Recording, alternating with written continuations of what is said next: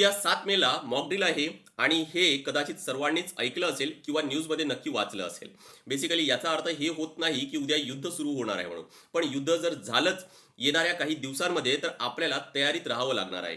फक्त कुणी सैनिक आहेत त्यांनाच तयारीत नाही, तर इतर जे अधिकारी आहेत पूर्ण देशातले, त्यासोबतच नागरिक आहे यांना पण तयारीत राहावं लागणार आहे. तर याची ही तयारी असणार आहे. असं मॉक ड्रिल हे 1971 मध्ये ज्यावेळेस भारत-पाकिस्तान युद्ध झालं होतं, त्यावेळेस हे करण्यात आलं होतं. म्हणजे आज जवळपास 54 वर्ष झालेत. या 54 वर्षानंतर आज होतंय. कारण आज पण परिस्थिती ही काही तशीच आहे. या मॉक ड्रिलमध्ये काय काय होऊ शकतो? तर एकतर एअर प्लेनद्वारे किंवा जे एअर फोर्सचे प्लेन्स आहेत त्याद्वारे सायरनद्वारे वॉर्निंग आहे ती दिली जाऊ शकते.